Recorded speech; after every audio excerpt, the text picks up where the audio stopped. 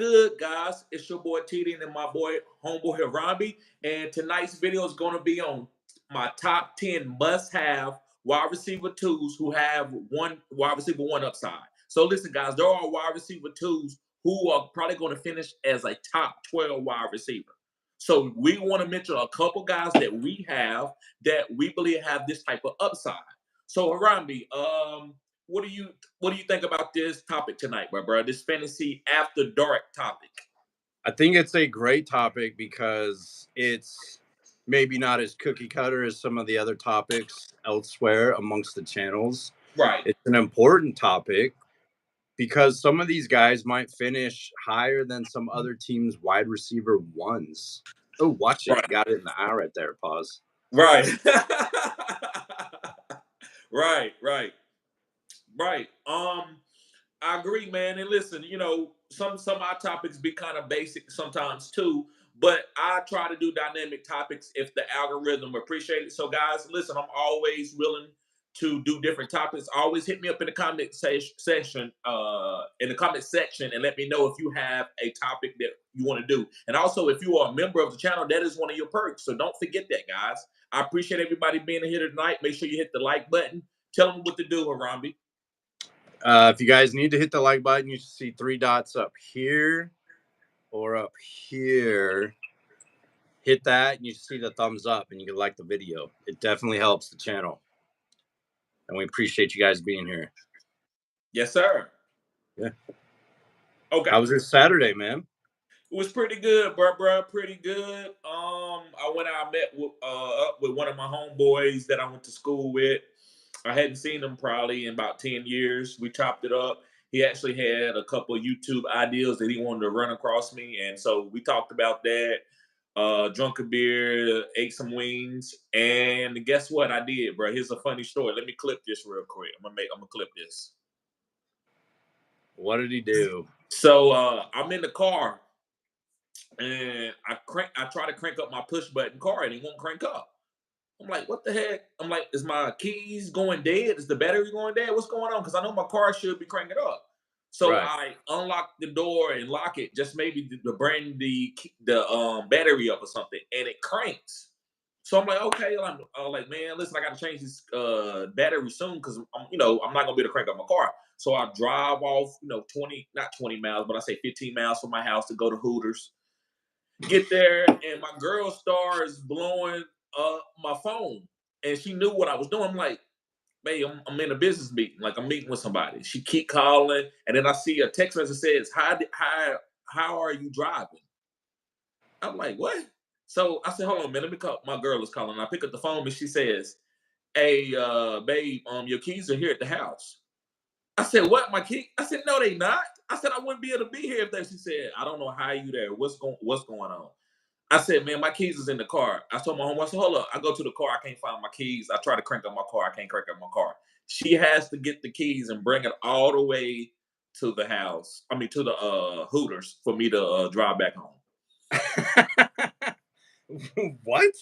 Yes, bro. I'm like, That's what weird. the hell is I thinking, man? I don't know what was on my mind. I don't even know how my car cranked up. Those cars got a mind of their own, man. Right. Wow, that's weird. Like, you probably tripped out a little bit over that, right? Well, no. I'm just glad that my girl came and got me. If she wouldn't have been here, I would have sat at Hooters until somebody could come and get my keys and bring it to me. So that was a good thing. I would have helped you out. I would have drove from San Diego. I hope, man. I would have waited 3 days too, bro. Yeah. Yes, sir. So how was your Saturday, bro? How your Saturday? It was great, man. I didn't do shit today. It was hot as shit out here in San Diego. It's humid. It's summer. I stayed inside with the AC cranking. I'll have a $8,000 electric bill soon. Can't wait for that. I played Xbox and watched YouTube most of the day, and my girl made me like some bacon wrapped hot dogs with some avocado and tomato. Right. Yeah, it was good, man. But I didn't do nothing. I didn't do nothing today. I got some plans for tomorrow, though. Okay, that's what's up. Guys, I will be doing a mock draft. Make sure you become a member. That's the only way you're gonna be to get in the listen. If I need 2 more people, I might invite a couple people. But I don't know. I might let the computer do it because I do want to make sure if you are a member that you are getting your perks, and I'm not giving that to other people. So make sure you become a member. That way you can get in these mock drafts, and you will be able to comment if you're a member. If you're not a member, you won't be able to comment, but you'll be able to watch the live. So I'm sorry, man. Finish your point. Go ahead, bro. No, go ahead. I was just gonna go back to the Hooters topic. Like, what kind of wings did you get? Boneless. You know how I like my women, man. Flavor though, like what kind of flavor? Hot. Hot and boneless. Got it. But listen, you're right. But listen, I don't like it tossed on my boneless wings. I like it on the side for dipping. Yes, I like to dip my wings. Pause. Nice, man. And how was the service? Was it where it needed to be? Yeah, it was. Yeah, it was fine. It was good. Yeah. I was because I talked with my hands, and I was hitting something on the table, and my beer fell on the floor. So I had to get a new beer. They didn't charge me for that. That's okay. That's not bad service, man. Right. And I'm sure when they came over to clean it up, that was a nice view as well, right? Right. I see it. Doomsday. He says blue cheese. That's taint. I don't like my dipping sauces to be that had that taint on it. I like it fresh. I like fresh ranch. But yeah, bro, everybody got their dipping sauces. For sure. Okay. I like blue cheese with mild, but most other like flavors I'll get ranch. Right. Yeah, man. Sounds good. Sounds like you had some fun. Yeah, a little bit of fun, a little bit of anxiety. So guys, I got a couple things that I want to talk about before we get started tonight. Like I said, guys, if you put your questions in the comment section, we will get to all of your comments. I appreciate everybody being here as always. Another thing I want to talk about, guys, the lives. Listen, if you can't make it to the live, that's okay. I might spontaneously just come up and do a live and do a topic.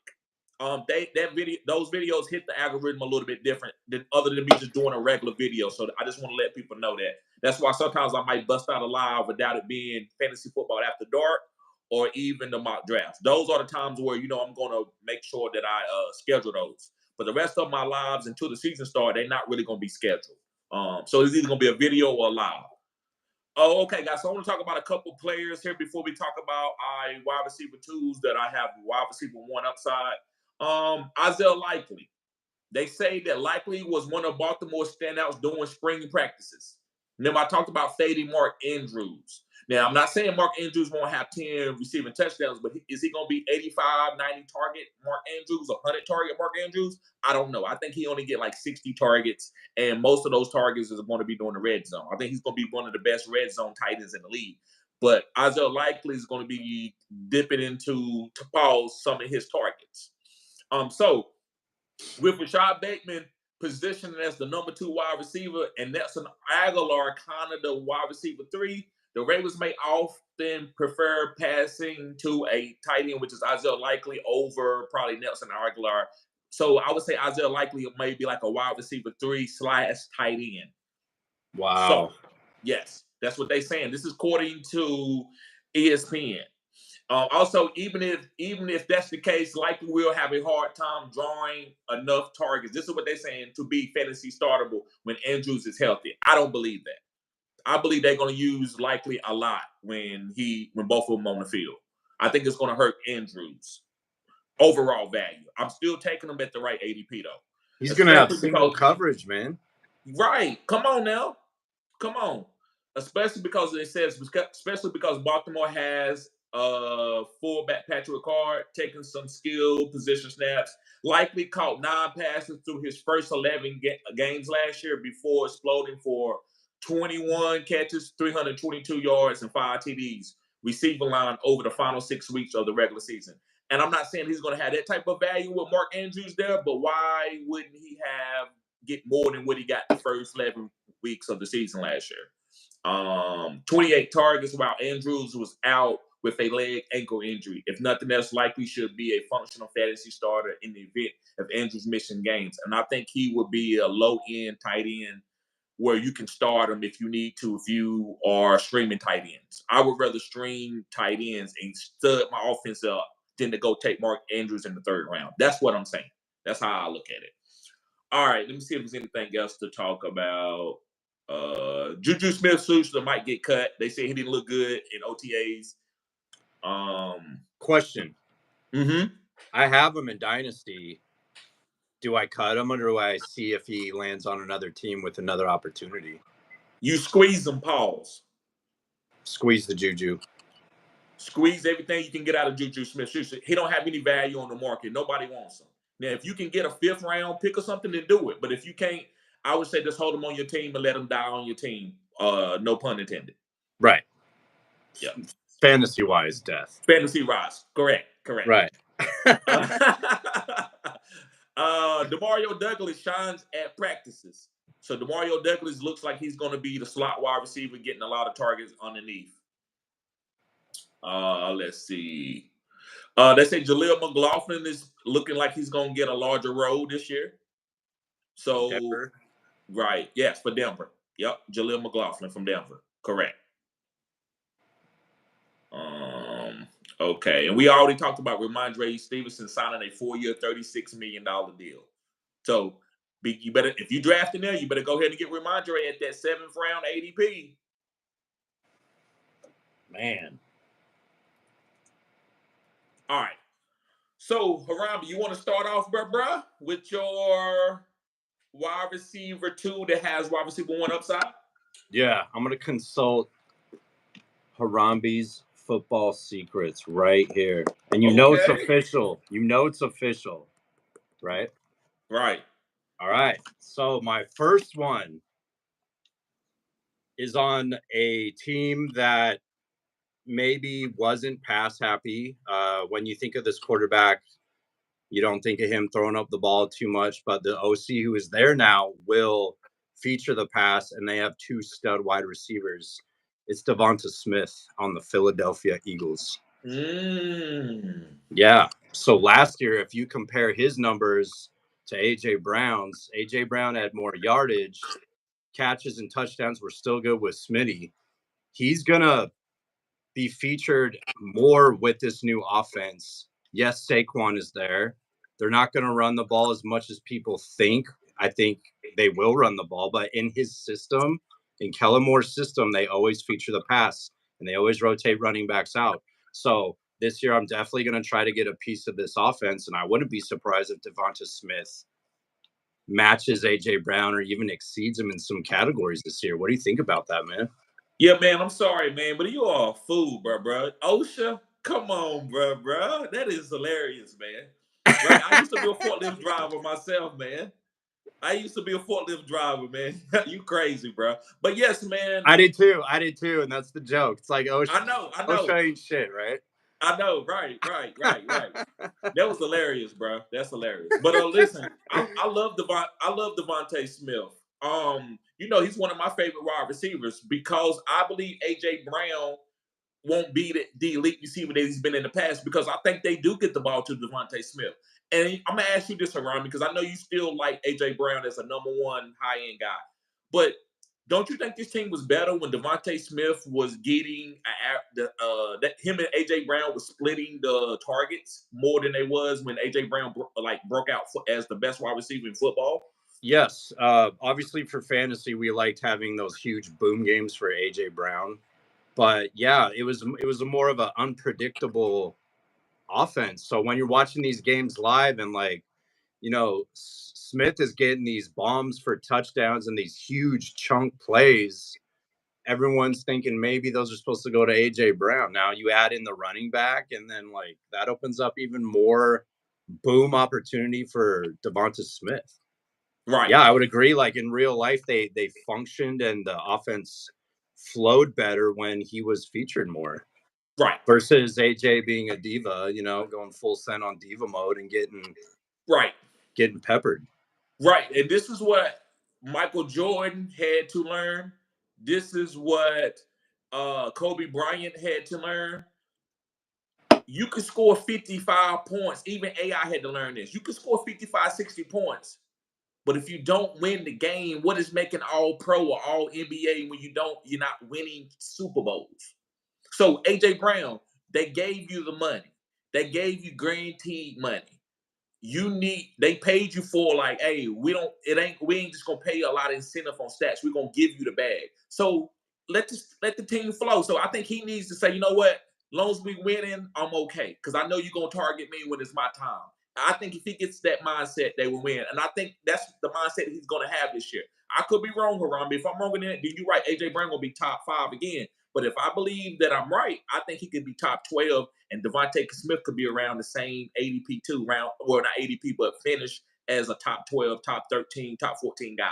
And I think this team could be very good. And I think it's going to make a Bella Jalen Hurts and Saquon be good too. I think all of them could be good if they all nobody's selfish. That's what I believe. But I don't want to get on the tangent, but I love Devonta Smith.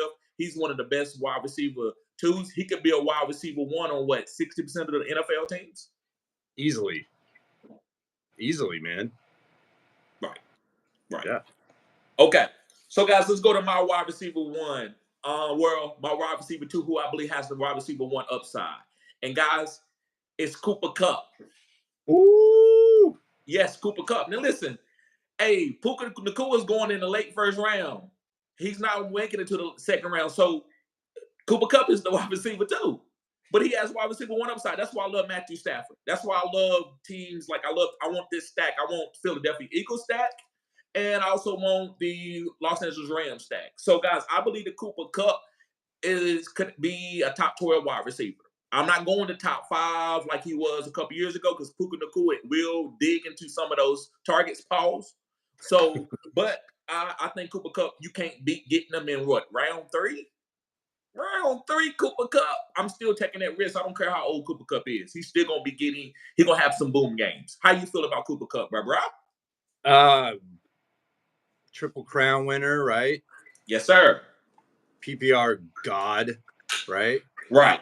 And he's with that quarterback who slings the ball. Now, if this offense is healthy, running backs, the wide receivers all year, the dude is going to boom. He's going to return the value, potentially, maybe even late second round. Like, I probably wouldn't reach on him there, but like, yeah, it's Cooper Kupp, guys. The guy's a great route runner. He's got great hands. Pause. He has the trust of his quarterback and his coach. And last year, you saw Puka excel because Cooper he had owies, right? He had little boo-boos, little boo-boo bee-boos, right? So if he's healthy, yeah, man, he's good for a low-end wide receiver 1, maybe even a wide receiver 2, like a high-end wide receiver 2, like we're talking about. Right. Would you stack Cooper and Puka? Yes, that's what I'm trying to do. I'm trying to get Matthew Stafford, Cooper Kupp, and Puka Nacua. I'm trying. That's my number 1 stack. And we probably guys. I did a video like that earlier this year. I'm gonna do another video on that. Maybe me and Harami will do that for the next topic or something. But yeah, I top stacks. And one of my top stacks is going to be the Los Angeles Rams. Guys, remember to hit the like button. Go to the 3 dots on the right-hand corner and hit the like button. It's called an HBO special. I got that from another channel. It's called Help a Brother Out. What do you think his numbers are if both of those receivers are healthy all year? Like, what do you think he could return for numbers? So I would say this: 1,200 yards, 12 touchdowns for Cooper Kupp, 1,400 yards for Puka Nacua, 8 touchdowns. Matthew Stafford, 35 to 40 passing touchdowns. Don't tell no one about the Rams. Come on. Man, I love it. Yeah, that's I was talking to my buddy, and that's what one of his picks would have been for this exact topic. Right. So yeah, man, like all day if he's healthy. Yeah. I think in some leagues he could even slip to like the 4th. Right. The 5th. Right. Amateur leagues. Like, come on, guys. If you're playing in a startup league with like, newer GMs and he's fallen that far, right. Draft that guy all day. All day, man. All right.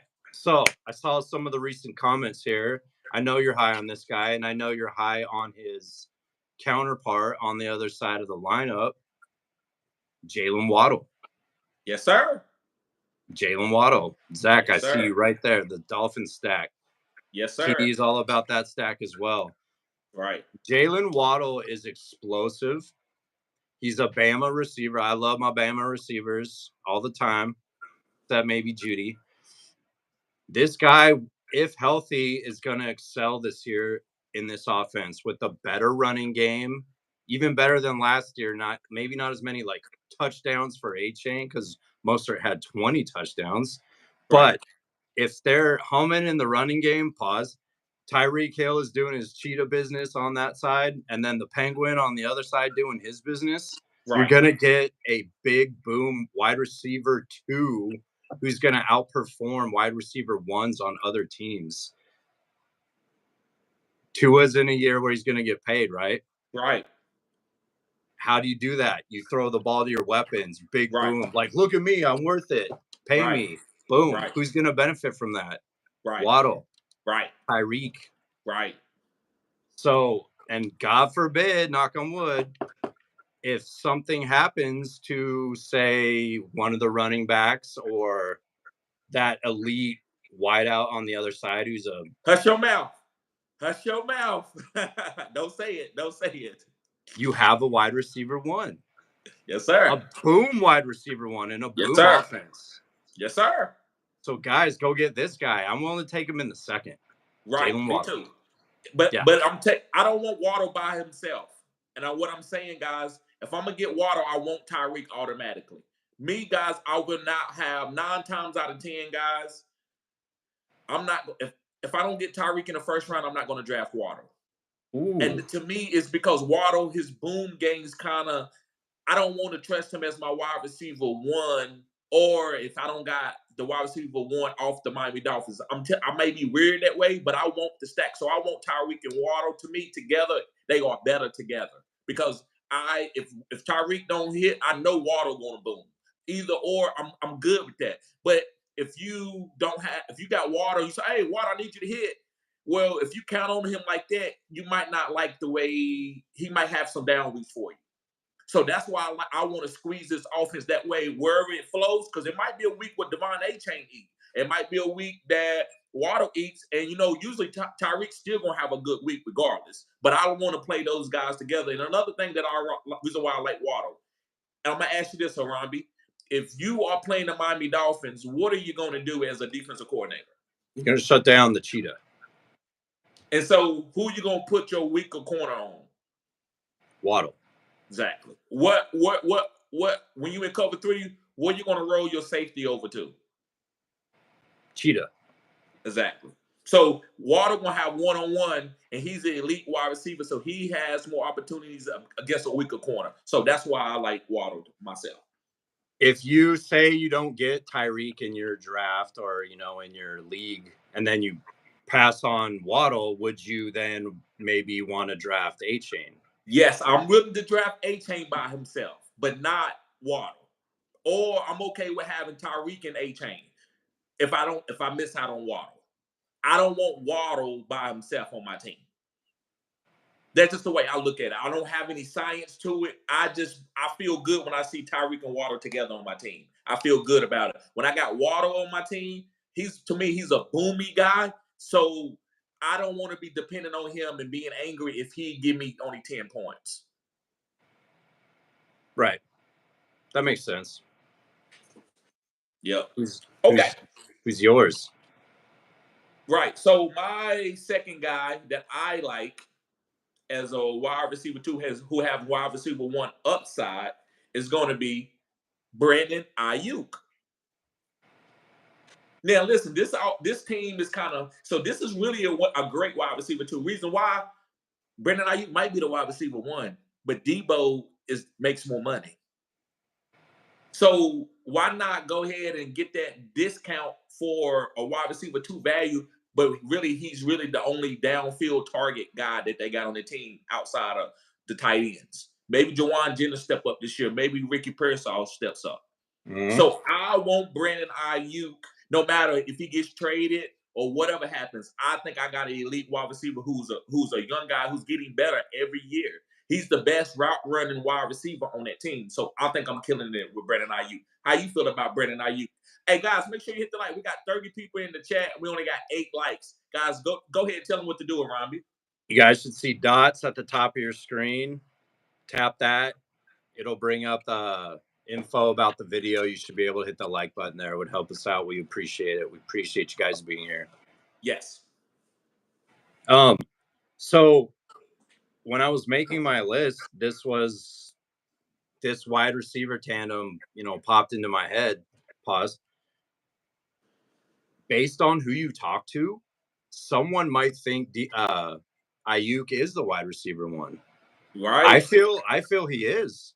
Right. But again, it's based on who you talk to, because you never know which weapon's going to get the passes that week, and they're both basically wide receiver ones, or they can be seen as wide receiver twos in the offense.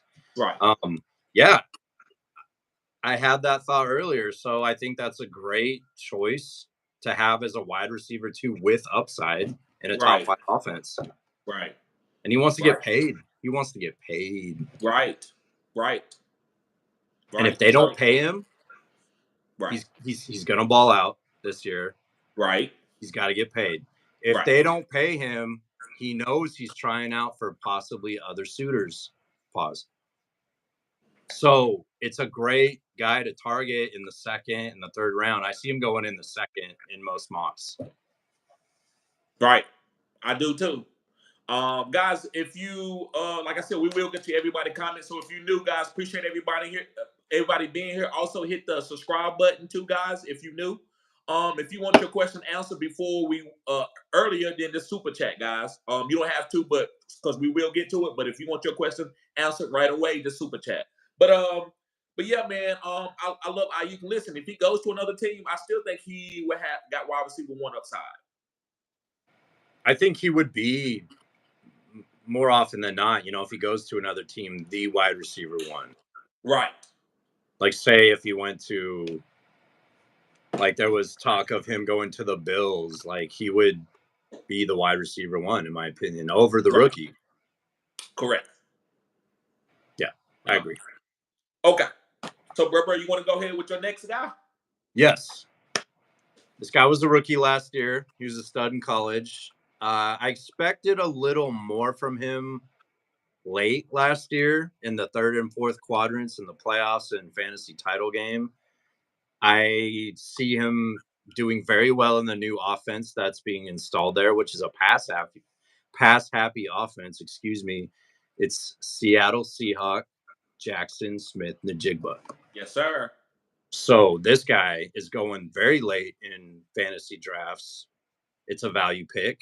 This guy is going to probably be the consensus wide receiver 2, even over Lockett, who's aging and kind of being, I don't want to say phased out, but he's just, it's his time. He's on the back end. Yes. Right. You got this up and comer, JSN, and then you got DK. Like, that's the wide receiver 1.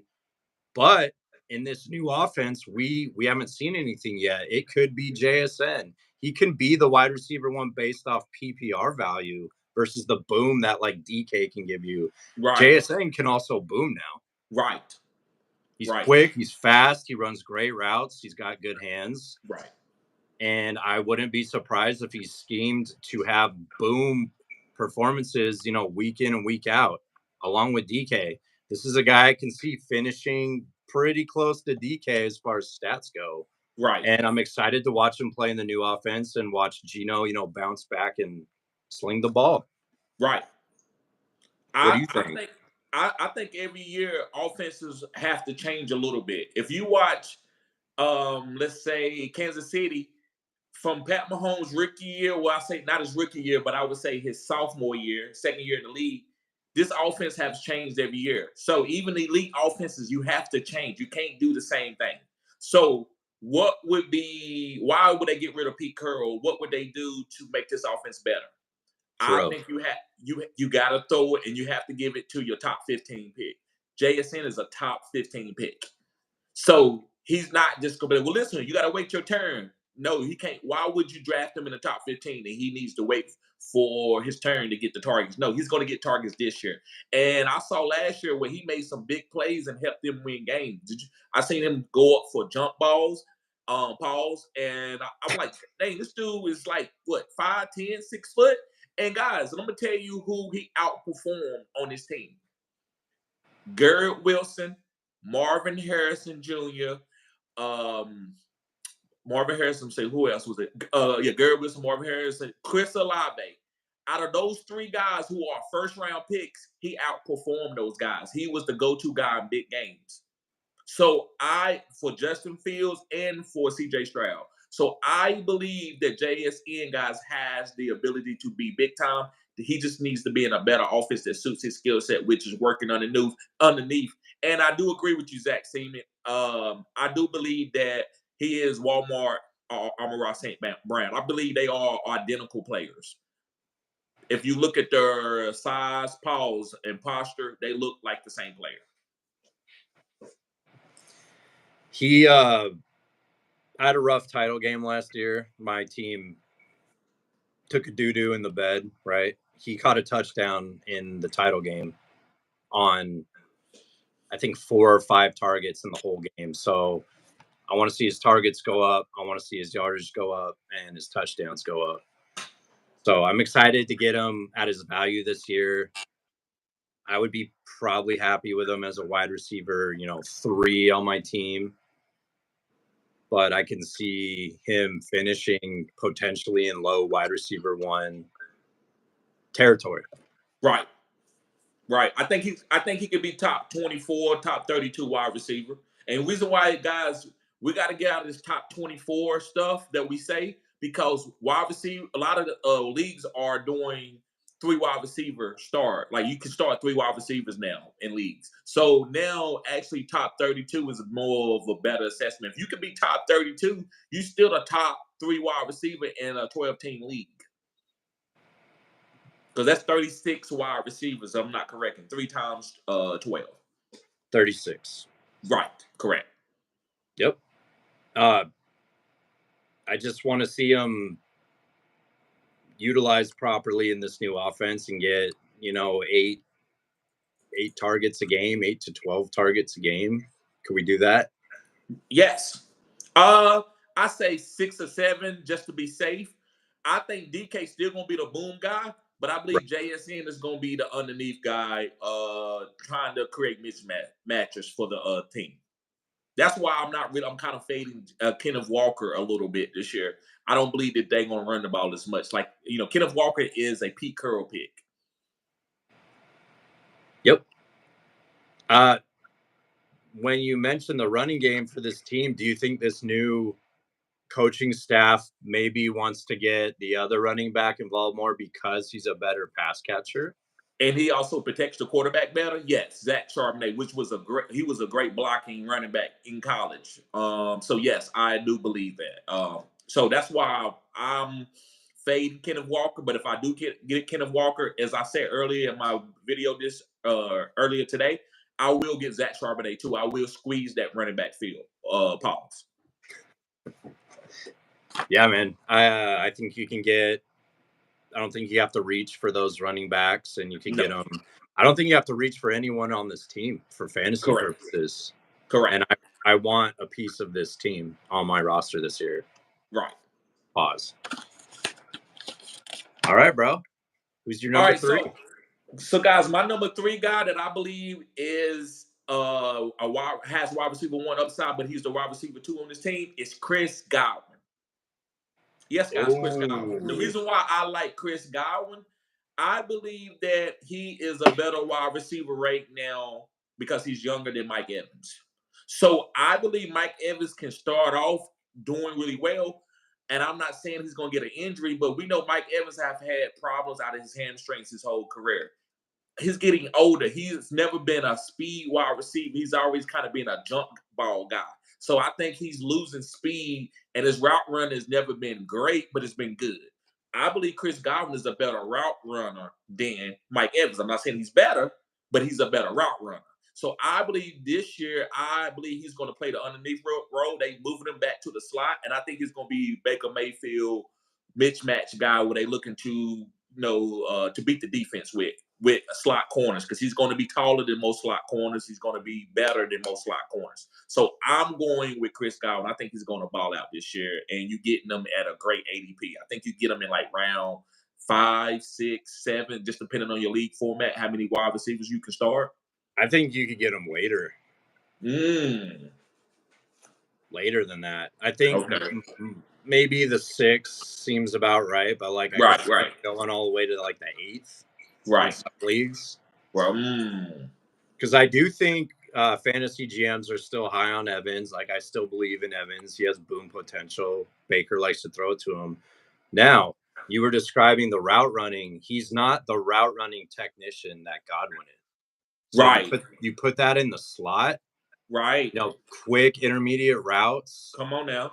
PPR gold mine right there. I had him on my team 3 years ago with 3 years ago, I think, with AB. So I squeezed AB, pause. Right. And then I squeezed Godwin, pause. Right. And every week they were like, sometimes they boom, but I had a good floor too. I was getting like 10 points a week out of them minimum.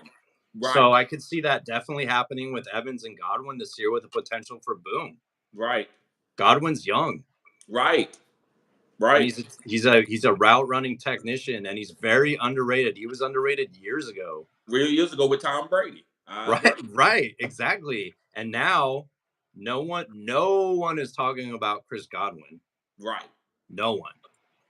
So I would be, smitten to draft that guy in the mid to late rounds as a wide receiver. I bet you if you draft, go wide receiver heavy, you could get him as like a wide receiver 4 or 5.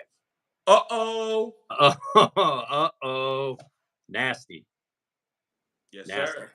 So what do you think with him moving to the slot, and Dave Canales is gone now, he's in Carolina, so the offense will change a bit. Right. What kind of return do you think Godwin gets you as far as stats? I think he gets 1,200 yards and 5 or 6 touchdowns. Close to like 90 catches, maybe, something like that. I think he gets 100 catches. 90 to 100. Yeah, that's 100 catches. 100 catches is not a lot anymore. It's not in a passing league. No, not in the passing league. Right. Because back in the day, we were drafting guys, like Welker, because of the amount of catches he got. Right. That's a great pick, bro. Thank you. Appreciate that, bro.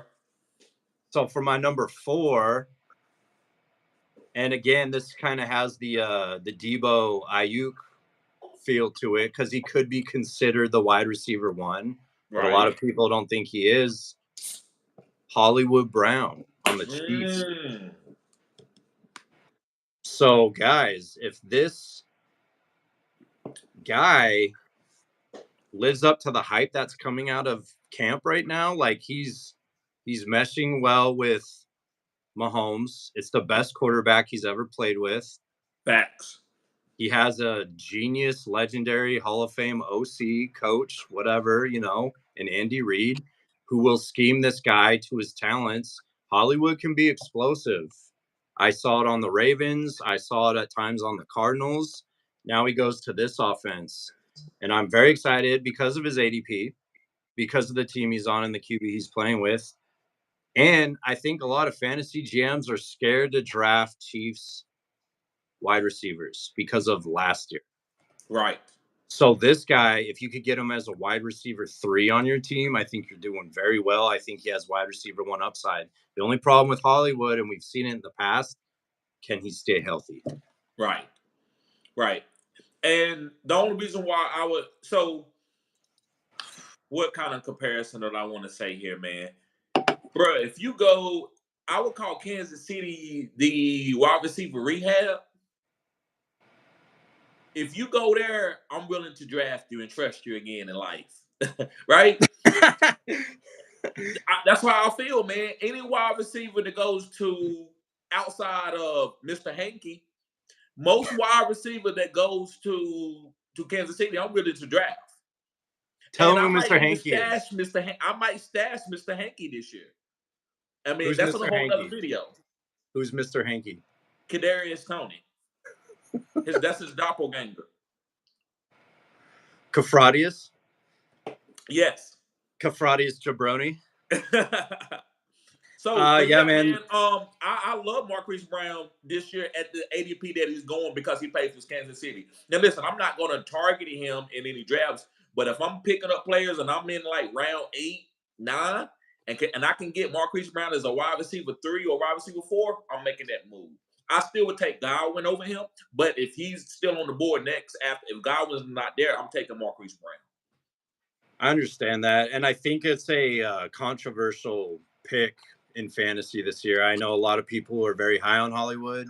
I know a lot of people who don't want to draft Hollywood based on his past, but like to me, it could be a gamble, and he could return insane stats and value for fantasy purposes based on the team he's on. And I get why people don't want to necessarily draft him. And a lot of people think the rookie's the wide receiver 1. He hasn't played a snap in the NFL yet. Right. I need to see it. Facts. And then Kafradius, what are you doing, bro? Like, you have talent. Get your shit together, right? Right. That could be the wide receiver 1. I know that sounds crazy. It could be. The year he was traded to the Chiefs, I scooped him up off the waivers as soon as I saw that headline, and I used him as a flex player, and he did okay. And then the following year, he rose in ADP because people thought, okay, he's going to get another year in the system. Right. He's going to be better. He was terrible. He's all in his head. I don't know what he's doing. So I do think like Hollywood could potentially, if he stays healthy for the year, could be the wide receiver 1. And I could see why he wouldn't be as well. Right. But for me, like at the right price, that's an easy pick for me. I agree with that. Good pick, bro. I agree. Thanks, I like Marquise Brown. I wasn't on him early, but I've been sold on him lately because he's had a good camp and it's Pat Mahomes and Andy Reid. And like I said, that's wide receiver rehab. Facts. Okay. So, guys, my number 4 player, and I actually, man, I cheated a little bit around me, so forgive me, bro. I went with 2 guys. So I guess I'm going to put you on the spot again like I always do. Since I'm going with 2 guys, who you think, what 2 guys are I'm saying that are kind of like wide receiver 2s, but they could be wide receiver 1s? Man. I'm going to give you a hint. They on the same team. The Titans? Close. The Jags? No. The Texans? Yes. Okay. I was close. I had the right division. Right. And it's Nico Collins and Stefon Diggs. Now listen, their ADP is going in the 3rd round. So what I'm going to tell you, if you come across their ADP and you got them as a wide receiver 2, I think they're great value because you're not going to rely on them to be the number 1 guy. I don't rely on no Texans wide receiver as a number 1. Now, if I could get them as a wide receiver 3 on my team, on fantasy team, that's even more awesome. So I'm telling you guys, it doesn't matter about Nico Collins and Stefon Diggs. You want to get these guys on wide receiver 2s and wide receiver 3s because they're going to have big weeks. We just don't know what weeks is going to be. So I like both of these guys as wide receiver 2s, but they got wide receiver 1 upside on a weekly basis. How do you feel about that, bro? I know I cheated. I apologize. No, you're good. And I knew it was like a scenario like that. So I had to brainstorm for a second. I'm like, who's it going to be? What's going on? Right. I think it's going to change weekly. Like you said, 1 week it might be Tank Dell might be the wide receiver 1. 1 week Schultz might be the wide receiver 1, And then with Nico getting paid on paper, that's the wide receiver 1. Right. But you bring in a guy like Diggs, who's a career wide receiver 1. Come on now. That's a great pick, man. Like I could see it easily, and we have receipts on Diggs. When he switches teams, the first year he balls, right? Right. He bought. I drafted him his first year in Buffalo because he fell in ADP because people were like, "Oh, I don't know." I'm like, "Dude, he's a stud all day. Give me that." And he was the wide receiver 1. Right. He's older now. He's going to an offense that has a lot of mouths to feed. Right. Pause. Right. But I can see it for both of those players, it's going to change. It's 1 week it'll be Diggs, 1 week it'll be Nico, and both of those guys are going to be better than a lot of wide receiver ones on other teams just because of the quarterback and the team it is. Right. Yeah, man, that's a great pick. Thank you, bro. Hey, guys, before we go farther, if you want us to get to your comments, show us some love with the like button. We read everybody comment out. So, guys, we're one of the only few channels that does that. I know we might not have a lot of subscribers, but we still get to everybody comments. So, guys, make sure you do the HBO special, which I got that from somebody else's channel. That is not my saying. It's called Help a Brother Out. So help a brother out, guys, and hit the like button. We got 35 to 40 people in here, and we only got 14 likes. Let's get it up to at least 20. I appreciate you guys. Appreciate everybody being here. If you're new, subscribe to this channel. This is cutting edge content. Okay. Cutting edge. Yes, sir. And so, man, a little bit that I want to explain before we get to your guy, man. I seen a comment that said I will wait for Tank Dell, and I agree with you, bro. I agree with you. But I want to mention these guys. I couldn't mention one guy. I couldn't even go to Tank Dell. I should have said all three. But Tank Dell value is so much lower than those. I didn't want to be disingenuous. But all three of these guys are good to have as wide receiver 2s and wide receiver 3s on your team. Tank Dell is actually probably you can get him as a wide receiver 4 on your team. I think he's going after Chris Godwin, right? I think he's probably going before, to be honest. Is he? Okay. I think so. Okay. Just based on the mocks I've seen. Right. So yeah, guys, all three of these guys are great wide receiver 2s. So I wouldn't draft him as a wide receiver 1 and rely on him to give you that wide receiver 1 top 5 upside. But I do believe that they can give you a top 24 value as finishing in fantasy points. Yep. I would draft Tank Dell as a wide receiver 3. Yeah, I probably want to get him as a wide receiver 4. So even though he's going early, I would try to set my team that way up. But if I got killer running backs, I don't mind having him as a wide receiver 3. CJ is saying like that's the guy. I know. Listen, CJ Stroud, number 1 quarterback. Texans for real. I love Lamar. I don't think it's crazy to draft CJ Stroud as your number 1 quarterback off the board. Yeah, if you guys are chasing like crazy 300, 400 plus yard games with 3+ touchdowns, it's CJ. I got people from my league in this room right now. I'm watching you guys. All right, man. So the wild card pick, the last wide receiver I have. Right. I don't think a lot of people would agree with this. I know you're high on this guy. Pause. If you play in a league that features return yardage combined with the extra looks he's going to get because a certain receiver's not on this team anymore and they just had a tight end get injured. Okay. This guy's going to return some serious boom value. It's Rashid Shaheed on the Saints. Yes, sir. So last year, this guy was a serviceable fantasy flex. Some maybe even start him as a wide receiver 2 if you had that return yardage. He's explosive. He's a boom player. Right. He's basically free in drafts. Michael Thomas is gone. Right. Slant King is gone. Juwan Man just got hurt, right? Right. He's hurt. Those are abandoned targets. Right. Shaheed automatically is the wide receiver 2 with Thomas leaving, and you have Olave there as well. Right. This guy, I think, if he continues his rapport with Derek Carr like we saw last year, he seems to have his trust more downfield than Olave does. Right. I can see this guy returning insane value and potentially matching wide receiver 1 numbers for this team. Right.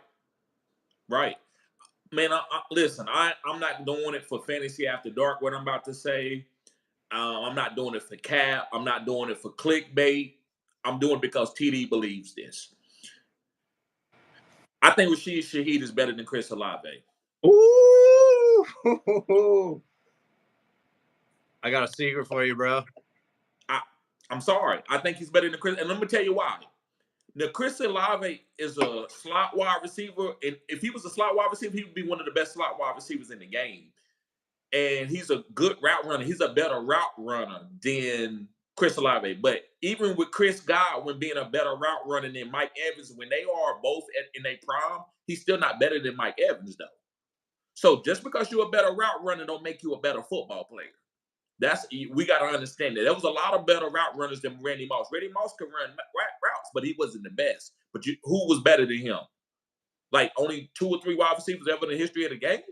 So same thing with Rashid Shaheed. Guys, he's so explosive when he gets the ball. He's like a running back that it makes him great in today's game. So Chris Olave, the reason why I don't want to draft him, I don't think he can handle the volume of being a wide receiver one, taking big hits, being bumped at the line of scrimmage, pause. So I like Rashid Shaheed chemistry with Derek Carr because Derek Carr got a great deep ball. And if you watch the game last year when Rashid Shaheed was healthy, they looked on the same page better than him and Chris Olave. He was cussing Chris Olave out. And listen, if Derek Carr cusses you out, something's going on. Derek Carr might be the nicest guy in the NFL. This guy, when Henry Ruggs got in trouble, the first guy that took up for Henry Ruggs was Derek Carr. So I just don't think they're on the same page. Now, listen, do he probably use Chris Olave underneath and give him some targets? Yes. I think Rashid Shaheed is going to boom and break out this year. And I believe by them getting rid of Michael Thomas is just going to open up the targets for Rashid Shaheed. Who else going to get those targets? Taysom Hill? Who's going to get the Michael Thomas led that team in targets before he got hurt. I drafted him last year as like a wide receiver 4. Me too. I made a mistake. I don't, man. I got to go down with that ship. I told y'all to draft Michael Thomas. I was terribly wrong on that. I'm done with that one. But TD, they were targeting him downfield early, and then they just abandoned that. So if they kept that mentality, it would have been a good take. Probably. I believed it too. I believed in it too. I drafted him. I'm like, oh, Michael Thomas is going to boom this year, and I never started him, not once. Right. And then I cut his ass. Snip, snip, snip. Cut his ass. Yeah, man. Olave is the consensus wide receiver 1. He is a good route runner. He has good hands. He's just a good wide receiver. I do think Shaheed has insane boom that you need in today's NFL to compete. Come on now. So I'm excited to draft Shaheed late. He's going to get targets based off Thomas leaving. And what happens if like Kamara not gets hurt, but like he's holding out, right? He wants to get paid too. Right. I'm not saying he's gonna, but like there's a couple scenarios here which could help Shaheed's ADP rise. And based on the boom he can get in the offense, like he could match Olave's numbers as the wide receiver 1. Right. I'm excited, man. I'm the guy in my dynasty league won't trade him now. He won't trade him. I know. That's why you got to be careful, bro. Listen. And my leagues are tough. I can ask for guys like Tim Patrick, and they won't trade him to me. You know, I love Trey McBride. I'm willing to give up a first round pick for Trey McBride. Will nobody give him to me? Because they know, just because I'm so high, it makes them nervous that they don't want to, like, I guess, feel like I'm going to get them. But yeah, it is what it is. But listen, I see some of the comments. Guys, and I respect that what you're saying about Olave, and maybe they are holding them back. But I disagree with y'all a lot to say that he's like some great talent. I think y'all are looking more at like route running. If you run real good routes, look at Jerry Jeudy. Who would ever say that DK Metcalf would be better than Jerry Jeudy? But he's better than Jerry Jeudy, and Jerry Jeudy run better routes than Chris Olave. Say he don't, Harambe. Say Jerry Jeudy a route runner ain't elite. It's elite. It's elite, but he can't. But he's not a wide receiver 1. He's not a wide receiver 1. I love Bama receivers, man, and he's been the one that's disappointed the most recently. Right. And I agree with that take. Maybe he can resurrect his career in Cleveland. I don't know. But, like, all we're saying, guys, is, like, Shaheed, the talent he has and the fact that he has Derek Carr's downfield Come on now. trust. Right. he's still gonna if he has to bail out of a play or something, he's gonna look and see that and just boom. Right. It might not feature Shaheed, it might feature Olave with the route running, but come on now, don't sleep on that, you guys. That's all. That's all I'm it. saying. That's all I'm all we're saying. Right, and it's different ways to win. Like I always like Tyreek Hill over, like I would say, a Justin Jefferson.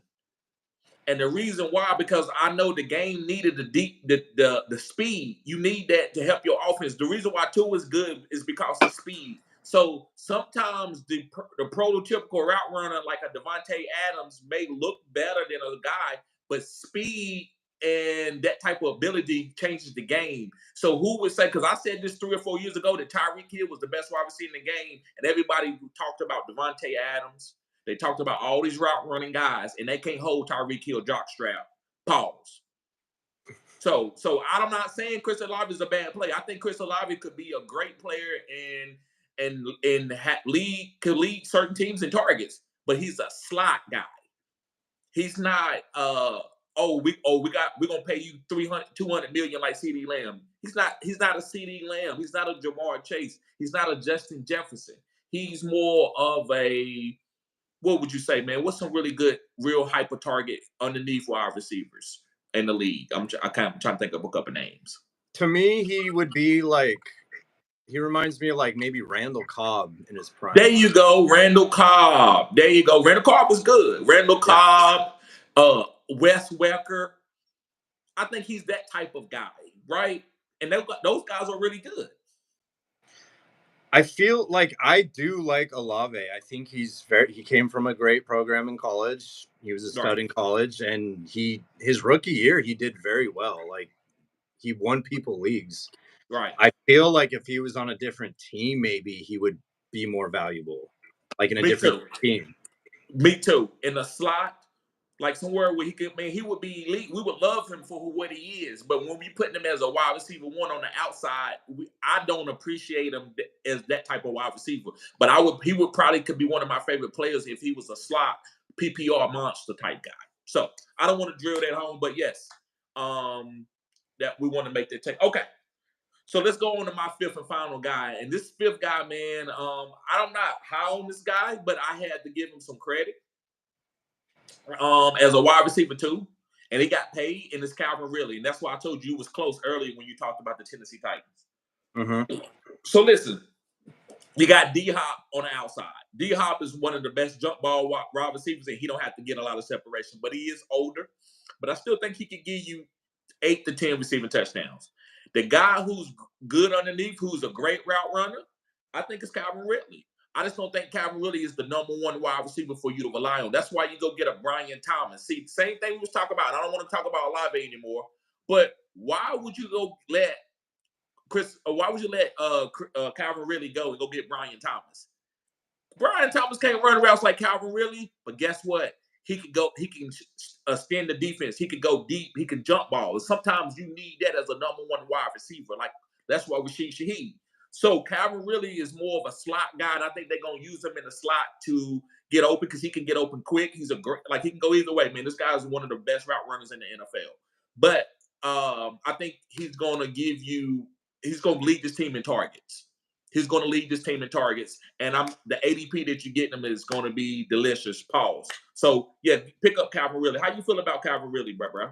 I like Calvin Ridley. I drafted him last year. He missed a year due to his gambling issue, I believe. Got a new opportunity with the Jags, and he returned value week 1. Then he just disappeared, and then he came alive, late in the season and did okay. And I think the last 3 weeks he did okay.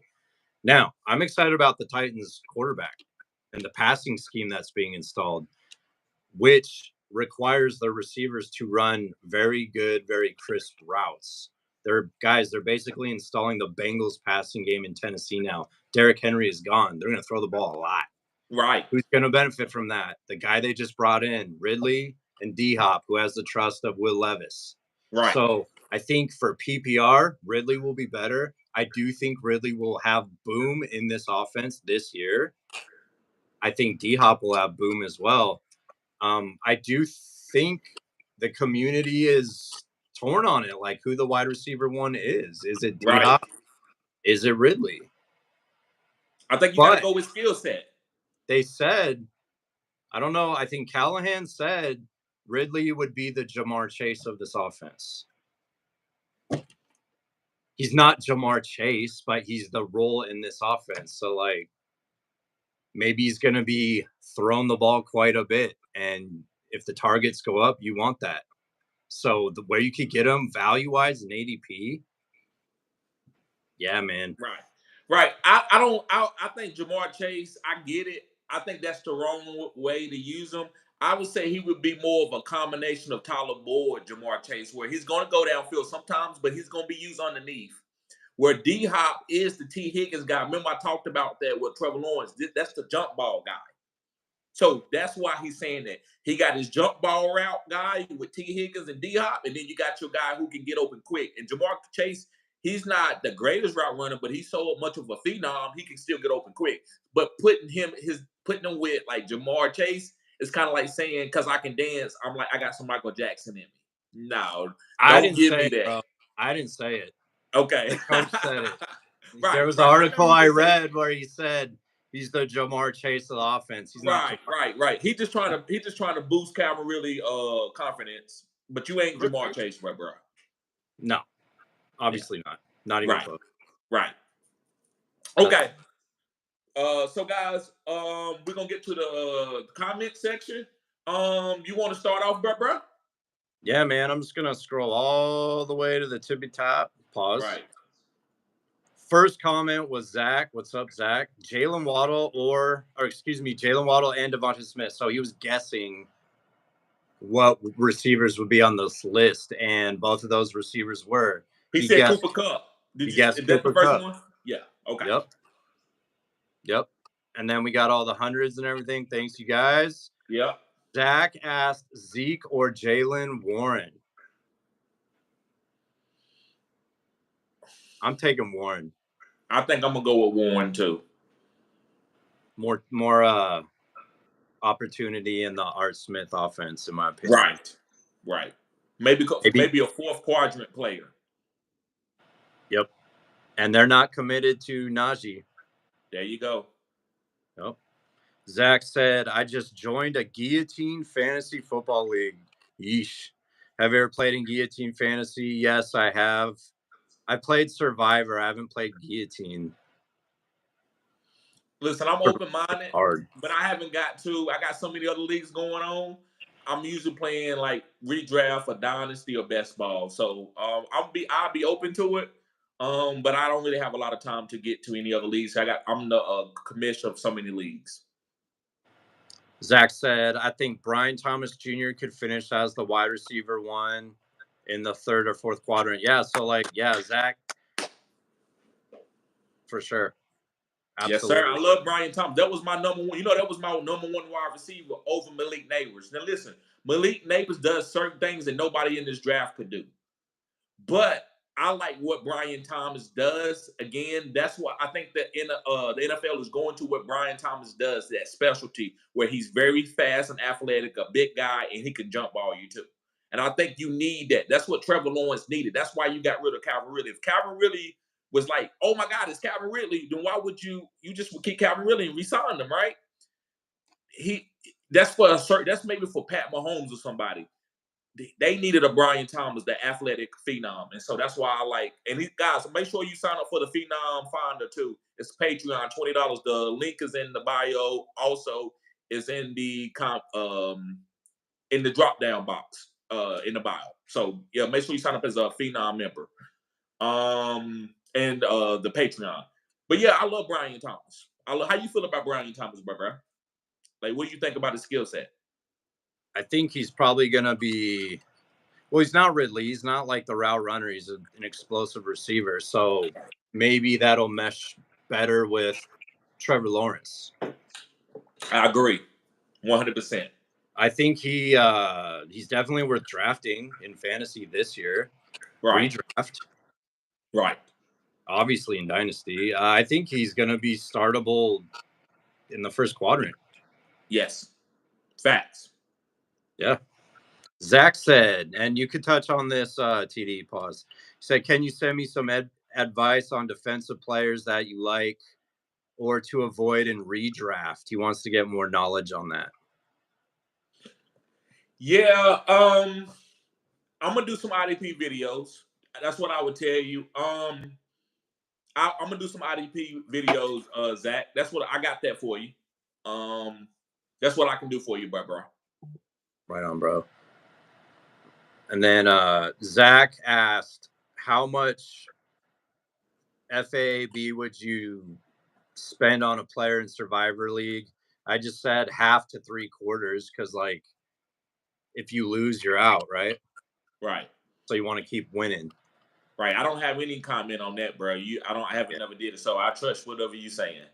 I don't think there's a right or wrong way. Like, the point is to win and survive. So, like, you pay to do that in that format. Right. You think Brandon Aiyuk will stay with the Niners or go to another team? Zach asked that. What do you think about that, bro? I think with Debo being volatile and not being able to allow his health, I think they keep Brandon Aiyuk. I agree. Rashad White, Alvin Kamara, or James Cook? Yeah, bro, we got to figure out how to do this tomato. I don't know if we do it as a video, as a live, but I think that is a good segment. And maybe we just should do it at certain times on a regular live. But I love this type of segment. Those are really great questions. But go ahead, bro. I'm thinking I'm going with Alvin. I'm going with Alvin Cook. and the Chipmunks. I'm going with James Cook. Ooh, saucy. Absolutely. And my next pick would be Kamara. Okay. And then Stephen G. Willikers said James Cook this year. Yep. And then KR, what's up, KR? Jay Jettas, Amon-Ra St. Brown, Jamar Chase, and Bijan. Rank them. Go ahead, bro. I'm going Amon-Ra. Woo! Bijan, Chase, and Jettas. I can't change that. I agree with him 100%. Amon-Ra, Bijan, Chase, and Justin Jefferson. If Jefferson had a legit QB1, I could maybe, flip-flop Chase and Jefferson. But as it sits now, that would be my order. And then Doomsday, what's up, Doomsday? He wanted to drop a link for a sleeper mock in the draft. I don't know if he did or not. Okay. Zach said Amon-Ra, Bijan, Chase, and Jay Jettas. Agreed with us 100%. Good job. Hey, Zach, man, you could tell he watched a lot of our content, bro. He watched a lot of content. So me and him was always on the same page. For sure, man. I think that's the right order for those players. Zach then asked blue cheese or ranch for your wings. I'm going with ranch all day. I think blue cheese pairs well with a mild wing. For hot wings or other flavors, I think ranch pairs very well.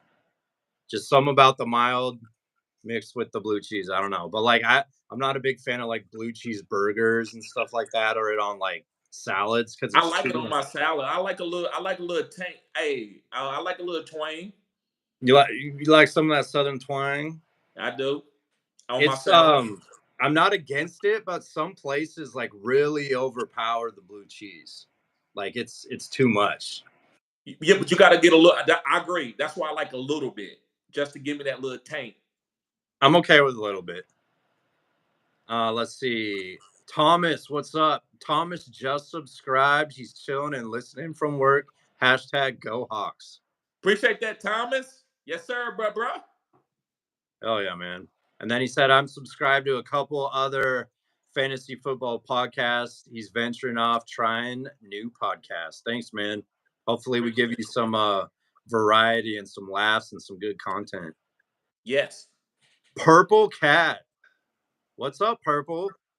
Question for you guys. In fantasy sports, How important is a player's past performance in projecting how they will do in a current matchup? Or can you simply disregard past performance? Purple, if you're still here, do you mean like on a game-to-game basis or on a prior year? Because if it's a game-to-game, I think that holds more weight because you're in that current year with that current quarterback, coaching scheme, all that stuff can change in the offseason. So I don't put too much into stuff season to season. I want to see what happens in the offseason, if that makes sense. I'm more of an Occam razor type guy, and what I mean, it depends. It depends. It depends. Bro, it just depends.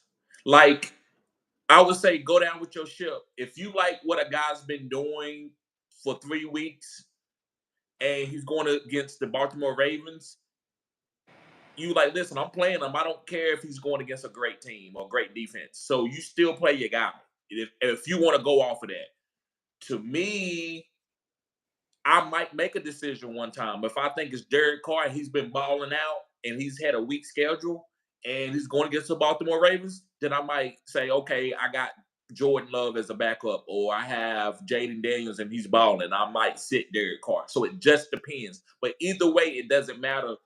Go off what you feel great with. Sometimes I use past performance, sometimes I don't. It's just all depending on what type of player and how he plays. When I'm playing boom guys, I don't care what the matchup is. I'm playing that guy. Like DK Metcalf, I played him last. One of my greatest starts and sits was DK Metcalf against the Dallas Cowboys last year. And the reason why I told people to play him, it wasn't because I believe that DK was just going to ball out and I knew something was special and Dallas defense was going to have a bad week, is because I know that DK is a boom guy. So I don't look at no pass or anything. I just know that I have to put him on the field. But maybe if it was a Calvin Ridley, I saw him not playing well. And I'm like, I'm trading the guy. I don't want him no part of my team. So it just depends, bro. That's a great question. I would say it holds true in life, and it also holds true in fantasy football. Is like go with your gut, like trust your instincts, Right. because if you go down with your ship, right? Like if you start a guy who might not be popular, but you think he could boom and he booms, and it was your brain, your heart that decided to start that person, you're gonna win that week, and you're like, damn, I might have a league winner, and Right. I might be onto something here with scouting out waiver prospects and whatnot. So you don't want to have the regret of not listening to yourself. So Right. always go with your gut. Right. And real quick, Thomas, you would have had Love on your bench beginning of last year. I'm not necessarily talking about right now, but last year you could have had Derek Carr as a starter and had Love on the bench. And Love might have had one good game and you don't know, or he's been struggling, right? Like he did struggle a little bit in the second quadrant of the season. So you might have that decision. So that's what I mean, bro. Nothing in particular straightforward. Yep. I thank Thomas for being here. We appreciate you, man. Come back Yes, sir. when we do these videos. We would love to have you here. Yes, sir. And then Thomas also said, been hearing good things about Bateman, Rashad Bateman. I traded for him in Dynasty. I think he's going to have some nice weeks this year. They're going to pass a lot. Yeah, I just traded for him because I got Lamar Jackson. I just want to make sure that I got anybody who's going to boom on that team. So Yep. I love Zay Flowers. I'm not really targeting Bateman, but if I can get him for a 4th round pick, I might go after Bateman. Alex P. Keaton, what's up, bro? Said Juju sucks, drop him. I probably will, man. I'm just waiting to see if anything happens. I have space on my bench and space, on my roster. So I'm not going to drop him yet, but it's probably going to happen. And he's nothing special, man. Right. Sox fan 13. What's up, Sox fan? Is Ingram worth a 1st and a 2nd in a 1.5 tight end premium league? I don't think so. No. You could go get another tight end in that tight end premium league that would be a little bit cheaper. That's going to be coming. That's going to be booming. I mean, is Kyle Pitts cheaper? I would think Kyle Pitts could maybe be a little bit cheaper. Maybe what's another tight end? Let me look real quick. There's a couple other tight ends that I like.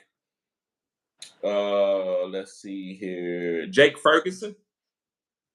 I was gonna say Jake. Right. I was gonna say Jake Ferguson. Right. Yeah, man. And like you don't necessarily want to do that because I assume this is a dynasty league, right? Right. That Sox fan is talking about. You don't want to miss out on a Brock Bowers type, right? The following year. So you got to see what happens, man. Right. Ingram is good. Like in redraft, he's insanely good. Like for his value at ADP. He had over 100 catches last year as a tight end and 1,000 yards, I believe. Right. Money. Thomas said, just on break, I drive forklift, so I'll continue listening with AirPod. Thanks, bro. And I said, OSHA's gonna show up. He said, they're nowhere. And they're nowhere to be found. Always the boogeyman being scared of OSHA, and they never show up. You can hit all the boxes and all the shipments in your warehouse. It won't matter. OSHA's never gonna show up. Yeah, you might get fired, but OSHA ain't gonna show up. Yeah. Be more afraid of your manager than OSHA. Zach said Devonta Smith or Nico Collins. That's a good one. That's a real good one. Devonta Smith. Tomato. I would go. Oh man, I personally I would go with Nico. Tomato. Right. Then Zach followed that one up with Devonta Smith or DK.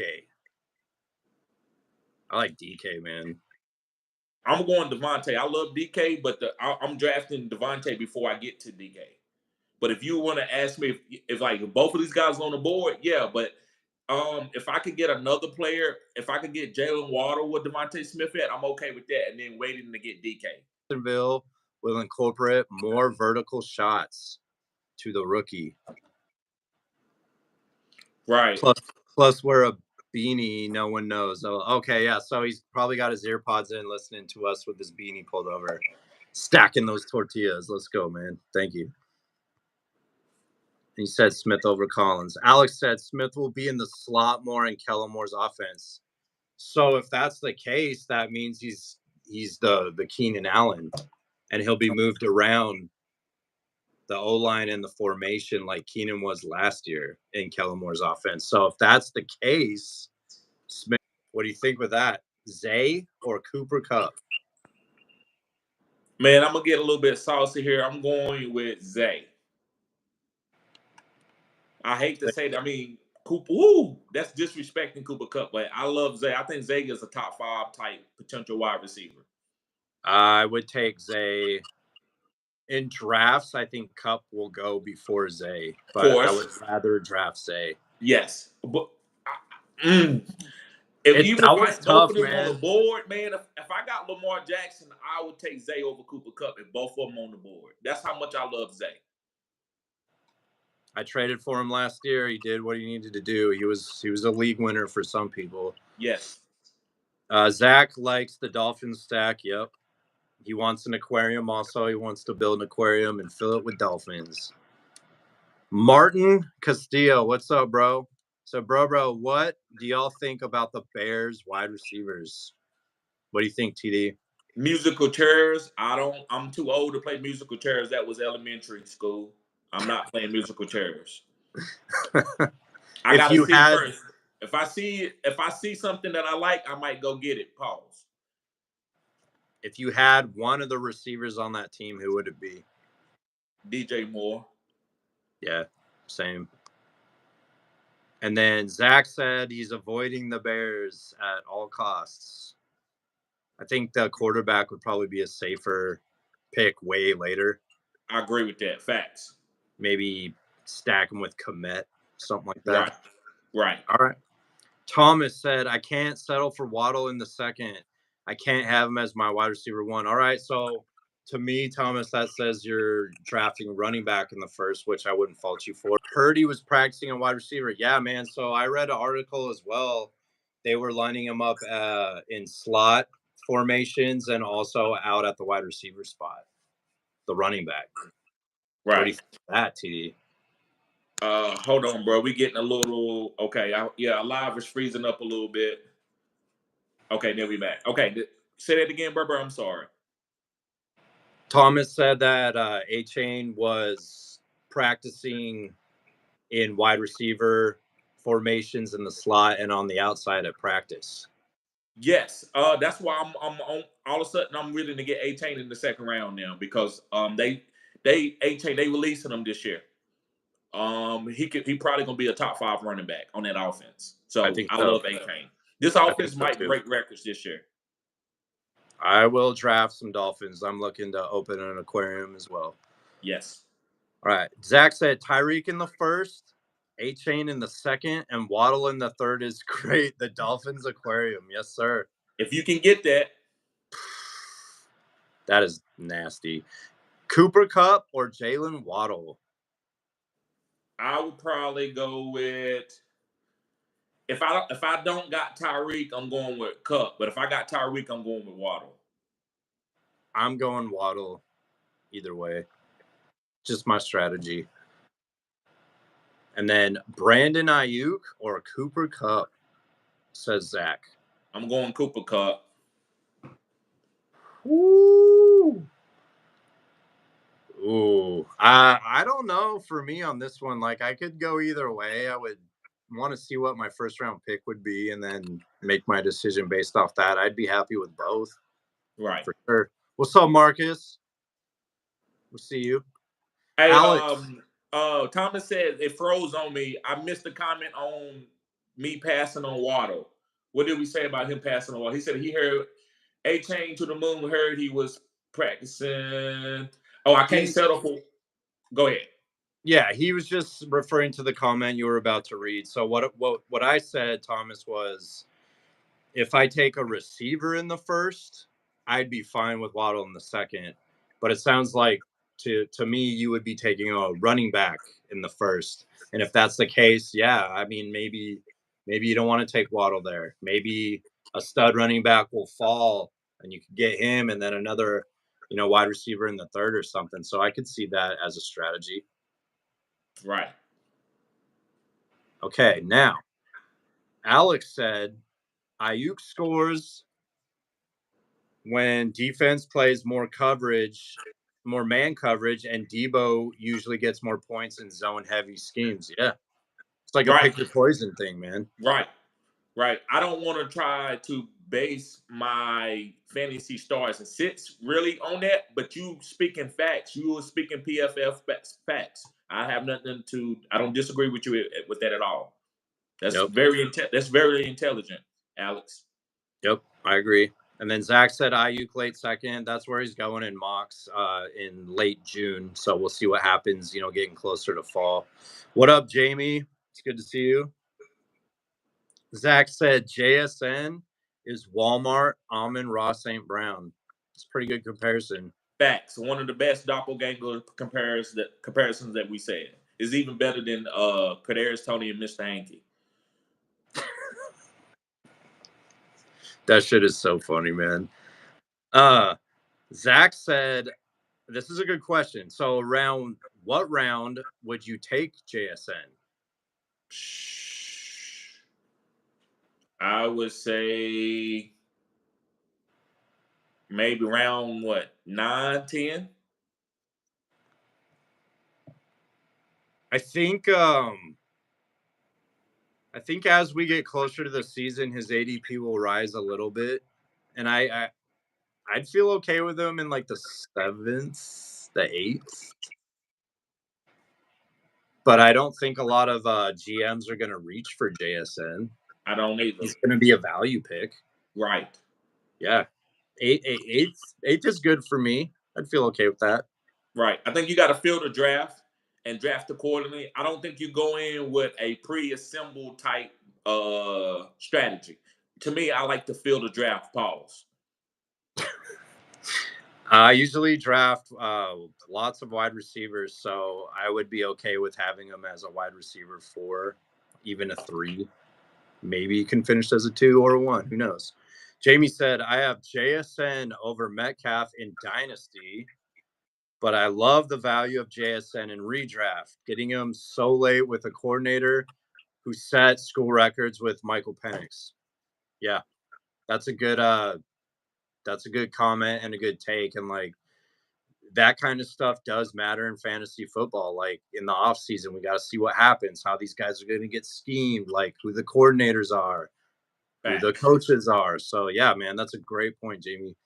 Alex said Seattle had the 7th highest pass rate over expectation. Seattle will increase the pace of play and 3 receiver sets. Yep. Facts. Another video, we were talking about Lockett. Right. And yeah, Alex is a very intelligent guy the way he sees the game, and I respect that. Yep. I agree with that. I agree too. Yeah. And then TB said, I think talking about JSN round 8 or 9 personally. Yeah. So I feel that's where most people would take him. JSN can play more on the outside in 2 wide receiver sets because I heard they moving Lockett to the slot. Ooh. Well, listen, both of them gonna play a little bit of slot. It doesn't really matter. JSN can play on the outside. He did at Ohio State. Right. So it doesn't matter. I'm okay with it. I still think JSN is going to lead this team as in catches. I think he has the best hands. But Lockett is still going to always be a good wide receiver. He's had 1,000 yards each year of his career, and as Harambe says, he has high calcium. Why are his calcium levels high, TD? I think the guy was a virgin up till he was 26, 27 years old. He still might be a virgin. I don't know. And I'm not gonna laugh at him, man. I mean, I wish I had that type of resilience. Yeah, man, that's some strength right there. He's missed 1 game in 9 seasons. Facts. 8. Right. With this new scheme, if they're doing 3 wide receiver slots, and if he's going to the slot, man, that PPR gold mine, right? Facts. Thanks, Jamie. I didn't hear about that, but like that kind of, I'm a little more interested in Lockett now. Right. Pause. Zach said Zach Charbonnet or Jerome Ford. I'm going to go with Ford for the first quadrant because Nick Chubb is not going to play. Yep. I don't think Deontay Foreman is going to beat out Jerome Ford. I think Jerome Ford is more explosive. Yep, I agree. That's probably the starting running back for the Browns, right? Right. Facts. Yeah. And TB agreed, said Ford. Jamie said Godwin, this one we were talking about Godwin, is going to play more in the slot where he thrives, but Evans was a top 5 last year. That is true. I like the value of Godwin going in the 7th round. Yeah, man. Right. Right. But Evans faded out last year at the 4th quadrant. He didn't do that great in the 4th quadrant. Godwin outplayed him in the 4th quadrant. And I'm not saying I always look at 4th quadrant to dictate what the next season going to be, but in this dynamic, I am doing that. Yeah, I agree. TB said, then take Chubb late in the draft. So he's talking about Ford. Like if you draft Ford, he's going to take Chubb late. Pause. The way I feel about Nick Chubb, it ain't Nick Chubb as a healthy Nick Chubb, but I would ask you this. I think I had her name. What's her name? The singer, the black girl, the big black girl. Which one? The big girl. She's big. Everybody loves her. The Stallion? No, not Megan Thee Stallion. This is a singer. Oh, dude, what's her name? She real big. I know who you're talking about, man. I don't know her. I can't think of her name. But anyway, so if you asked me if I'm gonna take Nick Chubb late, would you go on a date with that girl? Lizzo, there you go, Dylan. Yes, sir, Lizzo. Dylan. Yeah, okay. Good job, guys. Yeah, okay, Lizzo. I knew it was her. I'm like, damn, what's her friggin' name, man? No, Silver, don't be disrespecting Aretha Franklin. Stop that, bruh. Don't be disrespecting. Nobody talks about Aretha Franklin being gorgeous. Stop it. We don't want to talk about she's a respectable lady.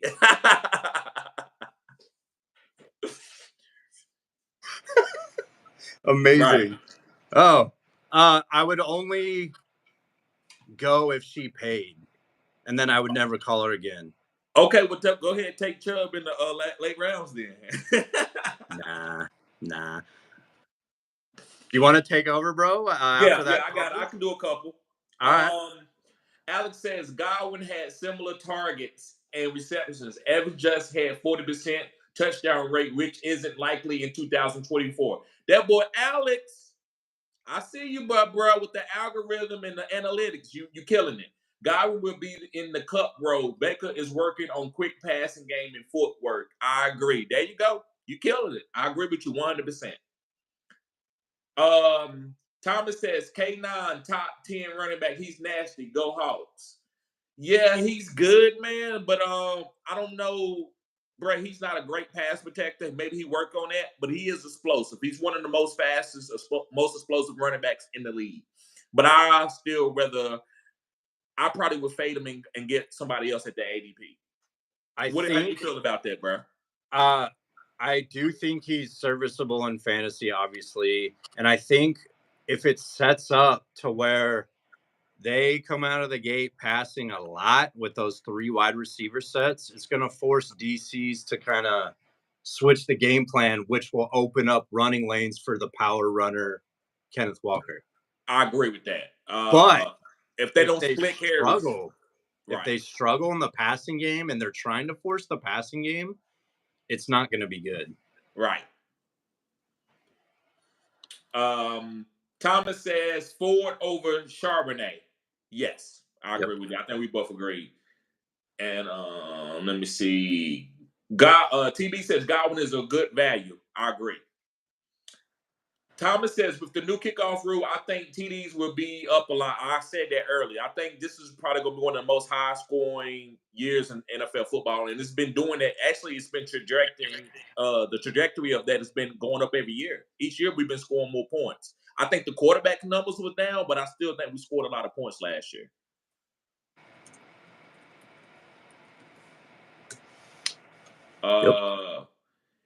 Thomas says, I knew it.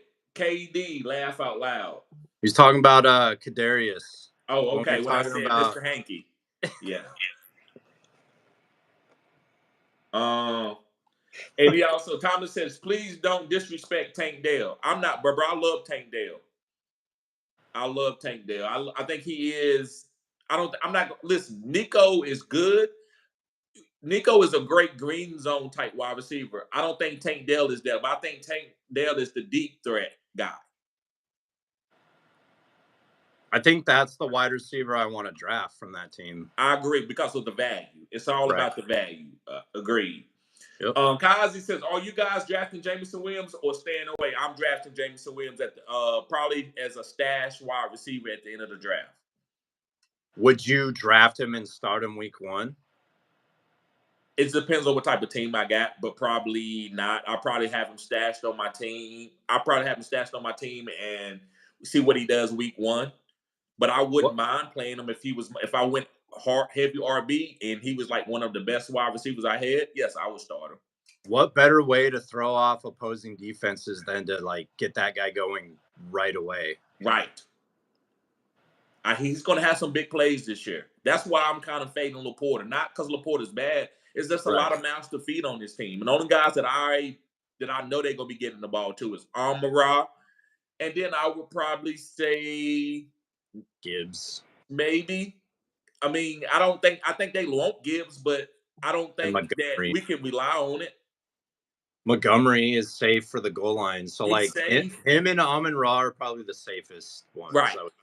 I agree with that.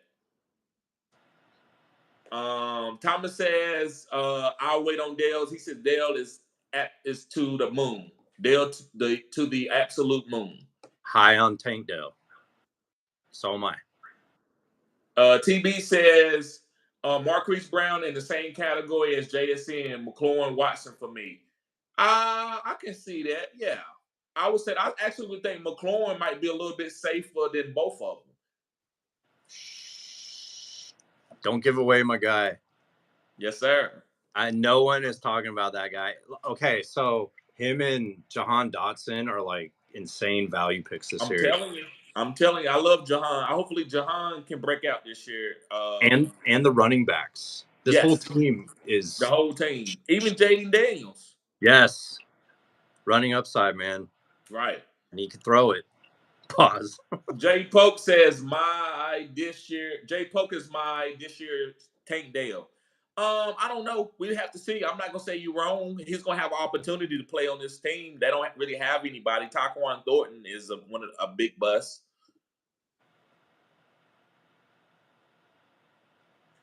What's going on, Will? I see you a member of the channel, bro. Appreciate you, bro.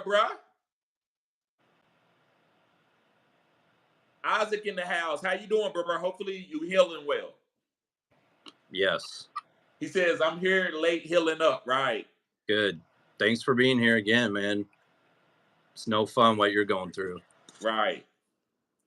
Thomas says, if I went RB, QB, I'd take Dell as my first wide receiver. And that's good context. I understand that. You can do that. If you got Breach Hall, B. John Robinson, and C.J. Stroud, there's nothing wrong with having Tank Dell as a wide receiver one. I think a lot of people in the community think Tank Dell is or can be the wide receiver one. And on another video, I was saying how I made a comment during one of your lives. I think he can have a monster year. I think so too. Yeah. I think so too. Kick return points too for Shaheed. Right. Yep. And that's going to give you more value too, as in real life. I'm not going to say that that's why he's better than Chris Olave, but that type of skill set is changes. The route running, they're not really going to be drafting wide receivers high for route running anymore. It's going to be speed because the game is going more to speed. Thomas says, if I got Gibbs, Kyron at the 12th turn, then Hurts or Allen. So he says, like if I got Gibbs and Kyron at the 12. He talking about with the RB QB comment. I like that. Then get Hurts or Allen. Right. I like that. I like C.J. Stroud over both of those quarterbacks, but I get what you're saying. Yep. The strategy. I like the strategy.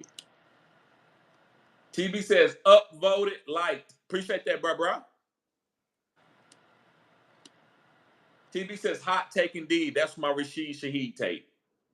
That I think Rashid Shaheed is better than Chris Olave. And Alex wasn't having it. He says, Olave is the wide receiver one. In no way the OC scheme first targets looks to Shaheed over Olave.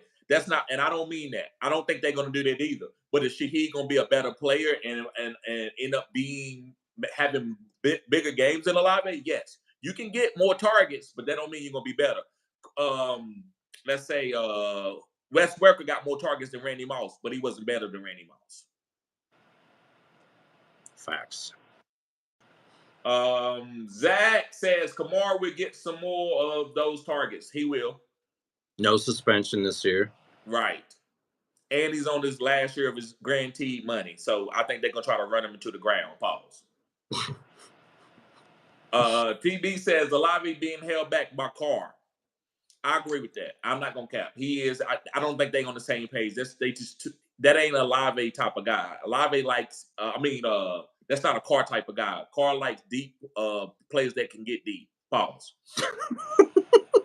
That's why we were talking about Shaheed, because Carr seems to have some chemistry with Shaheed. Pause. Right. Yep. Alex says the Saints OC had more vert concepts, but the new offense is a shady offense based on timing, which is better for route runners. You could be right. I think they're trying to do that to help Olave, but Derek Carr is still there. He's still there. London over Olave. I think I'm going with London over Olave. Yep. I'm going to London, England. Yep. All day. TV says very good route run. I think he's talking about Olave. And Isaac says Judy is a tier 3 Steve Smith Jr. Right.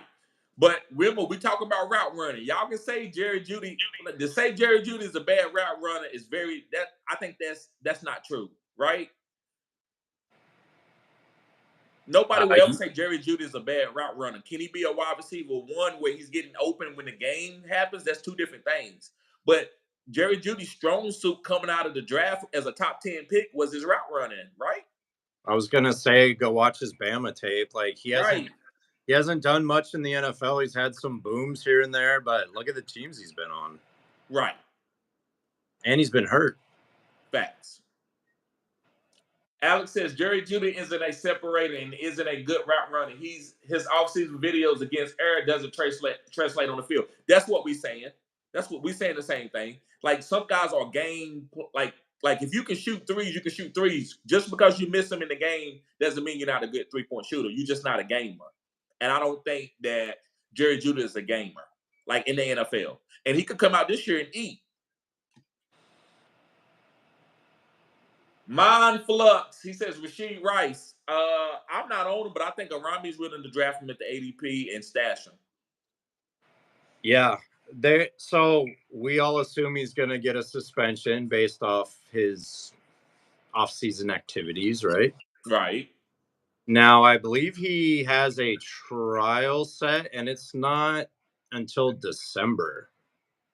So I think there's a rule, and I might be wrong, but I think there's a rule where they can't discipline him until his trial, or they have to wait till the trial because they don't have any grounds to discipline him on.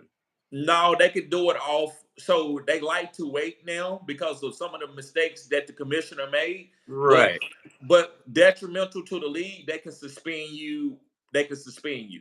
And also the teams can suspend you. So he may play 2 or 3 games and then get suspended in the middle of the season. So they probably gonna wait for the verdict, and with that, just trying to be smart and respecting the due diligence of the law system, the way we have it in America. So I think they will wait after the verdict. Interesting. I do like him as a talent on that team. I do think he will get suspended, and if your league has like a PUP slot or an IR slot, you could throw him in there and then take him out when it's time to deploy him. Right. Justin, appreciate you being here, bro. Subscribe to the channel if you're new. Justin says Olave is so overrated on best ball, and within the court of public opinion, he's probably a top 20, 25 guy that can start on any team, but people think he's a fringe top 10 wide receiver or something. No, I agree with a lot of that. I agree. I think he's a top 24 wide receiver in the NFL, but I think he's a slot guy. He's a route running, get open quick guy. Like a Deontay Johnson type, maybe. I just don't like they're installing a new scheme there, so maybe that'll change. But like what we've seen, I'm not interested. Me neither. Zach says Olave would be a lot better on the Chiefs. I agree. KR said everyone would, right? And TB says Jerry Jeudy just another guy. And Justin says Olave would be a lot. Okay, yeah. Be a lot better on the Chiefs. Anybody would be better with Patrick Mahomes. Fact. I'd be a wide receiver one with Patrick Mahomes, right? Right. Okay, let me go. I lost my spot. Let's see. Zach says, would you rather draft Ridley or D-Hop? That's a great question. That's a tomato.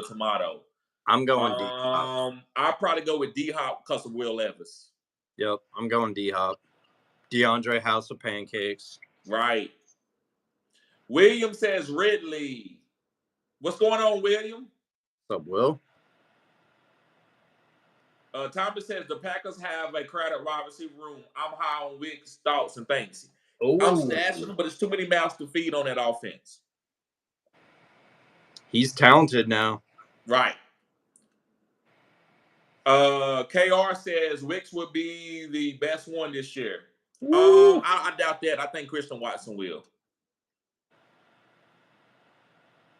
These guys, became names late in the season because of the injury to Watson. Right.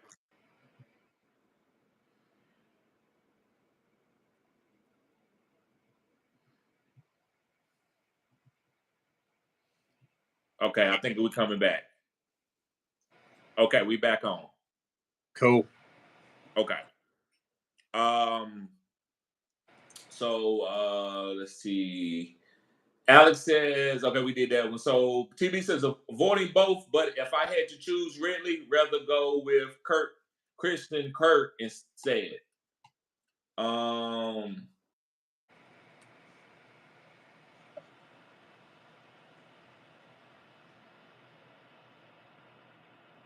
TD, you froze up, bro.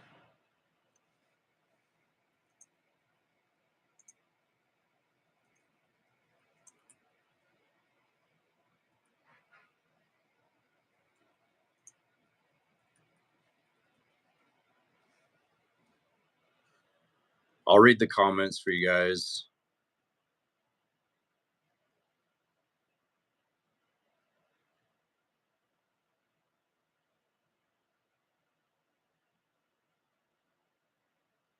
I lost my spot.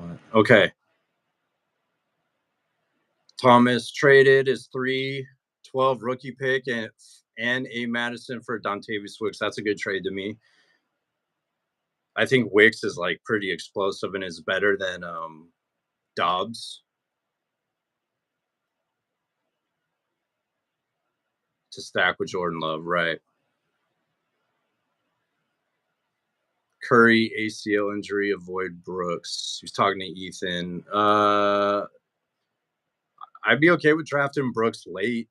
And if you have like an injury or PUP, and if he's still injured, when the season starts, you could put him in that slot. Fourth quadrant, if anything, for Brooks. Yeah. If he's healthy, though, they're going to run him. Ethan said the role wouldn't like this Olave slander today, but I agree with most of it, not going to lie. I think at the right price, Olave is okay to have. I'm not drafting him as a wide receiver 1. I do think he's talented. He was talented in college, but I'm not buying the Derek Carr as the QB to get him, where he needs to be with his routes and targets and whatnot. MA, what's up? Rashad White for me. Okay.